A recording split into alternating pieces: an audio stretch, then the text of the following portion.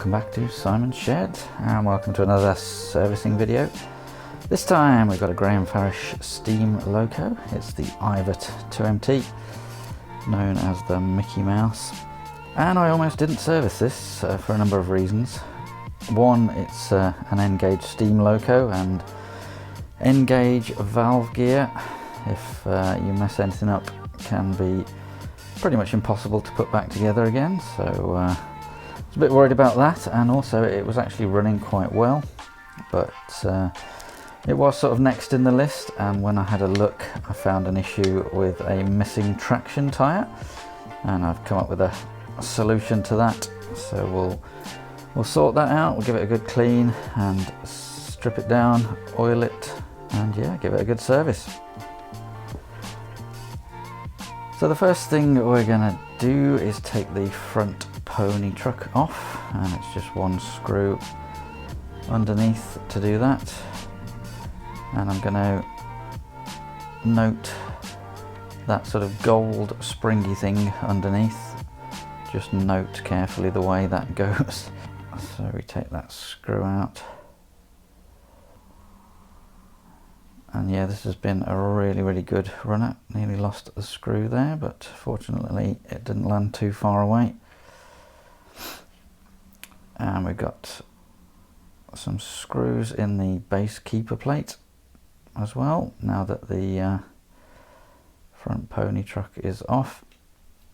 We'll see once we're inside a few reasons why this is such a good runner. Really didn't appreciate what a quality model and mechanism it is till I took it apart, to be honest.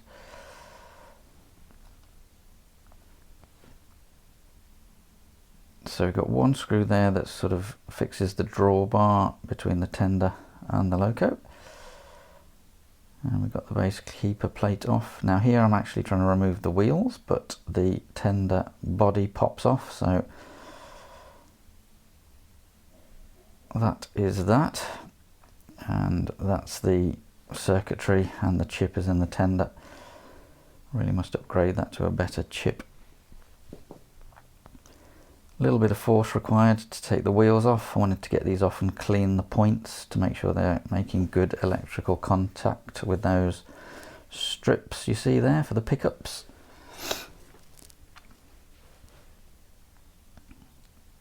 And once the front pony truck is off, you can get to this screw, which is what's holding the body onto the loco. And the body just slides off to reveal what I'm almost certain is a coreless motor, because it looks a lot slimmer and has a different can to the other motors. So yeah, I'm pretty sure that's a coreless motor, which is why one of the reasons it runs so well. So I gave it a bit of a clean up with the tweezers. I obviously didn't show all of that on camera, but you can see where the 3 axles go in for the main driving wheels. They're sort of in brass looking well, bearings essentially. Those square things sort of slot in to slots, and they have bearings, so that's another reason it runs really well. So out comes the trusty DAP oil, sort of thin machine type oil, and applied a little bit too much, but took most of it off again. So yeah, just don't apply as much oil as me. And once the gears had the right amount of oil on them, I then cleaned the wheels up with the old Inox MX3. This is good for sort of electrical contacts. It does lubricate and yeah, maintains good electrical contact, so I thought that'd be good for the points on the tender wheels, because there are pickups in the tender. Another reason it runs so well. Found it surprisingly fiddly to get the tender body back on. Have to be a little bit careful, because obviously there are wires going from the tender to the main loco. Not nearly as delicate as the DAP wires, but do have to be careful. And yes, we have got a traction tyre on one wheel and not on the other one, so that's no good. So managed to slice that off, and you've probably seen it before, but I used Bullfrog Snot to replace that. I'll show you that in a minute. You can see there the sort of bearing pockets attached to the axle. They're a little bit fiddly to get back in if they do pop out. This is one of the things I was worried about, but you just get one set of wheels in and another set pops out. So yeah, that's it for inside the gears, all nice and clean and oiled. Base keeper plate goes back on, and the, I think it was 4 screws in the base keeper plate go back in.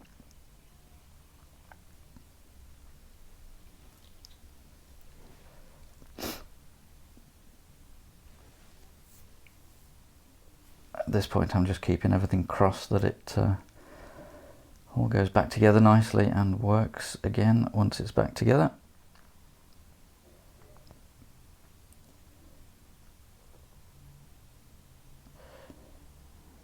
I wish someone, I guess they probably have, invented a screwdriver that's magnetic but only when you press a button. So like now I could release the button and drop the screw into the hole and it would sort of demagnetize it. I'll have to have a Google for that. But yeah, any inventors out there, that'd be a good one. Because sometimes you won't really need it to be magnetic, and sometimes it causes more problems than it's worth. So that's the base keeper plate back on. Tender body's back on. And let's put the main loco body back on.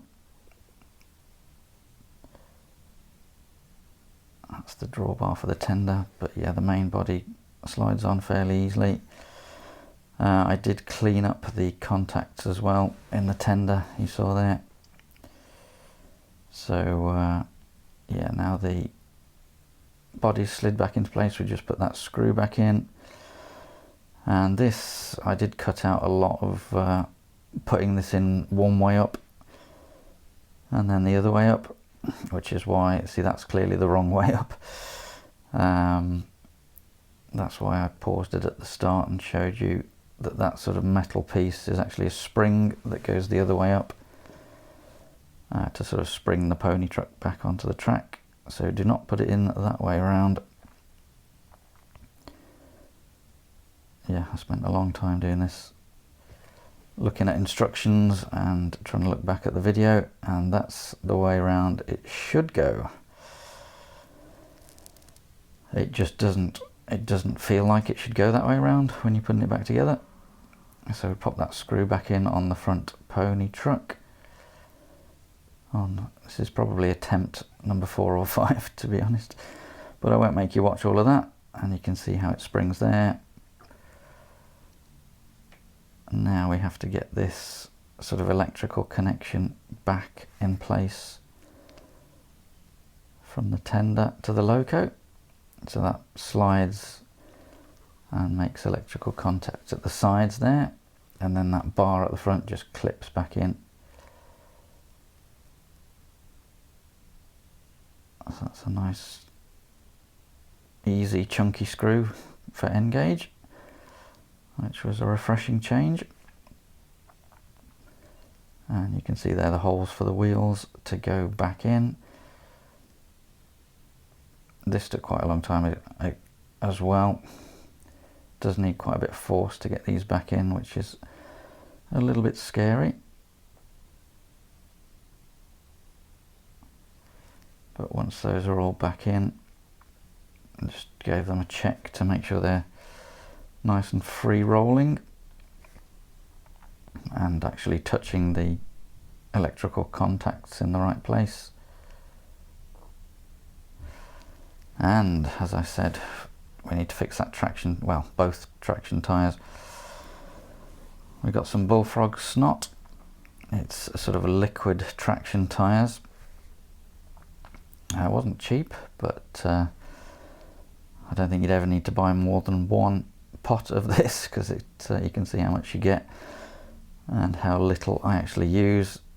So I rigged up the loco and just put 2 wires onto the track and fixed the wires to the sort of tender contacts and set it going at a slow speed.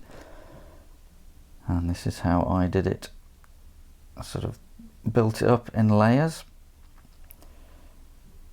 to sort of get the wheels back up to the correct height, the same height as the other two, because obviously where the traction tyre was, there's now a groove which needs to be filled in. And yes, it is bright green now, but you'll see it later, it doesn't stay that colour.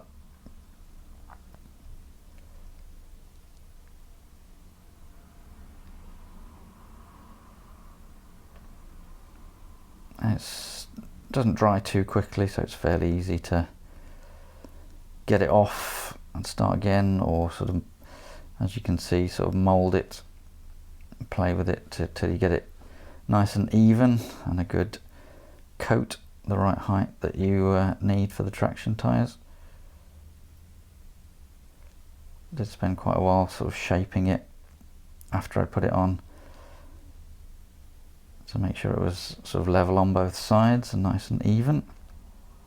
But yeah, I really didn't fancy taking that valve gear apart to put the original sort of traction tyres back on. Let's see what it looks like when it's dry. So that's what it looks like when it's dry. You really can't tell it's on there, but it is. So that's cured for 24 hours, or actually a little bit more. So let's get her back on the track and give it a run. Slow speed running is pretty good. That's the slowest setting. I will say that it has one of the cheaper Bachmann DCC chips in there, so probably do with a lens Silver Mini or something better in there.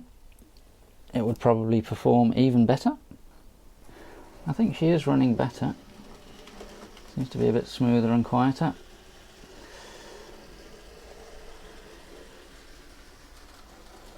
That's a medium speed pass, and let's get her up to full speed. So this is not quite top speed, but yeah, I need to adjust the top speed because this is fast enough, I think.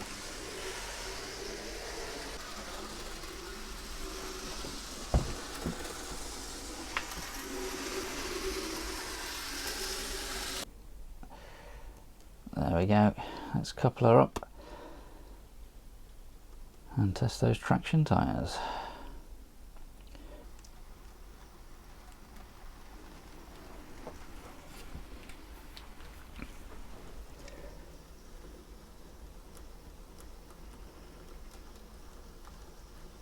And that is a huge relief,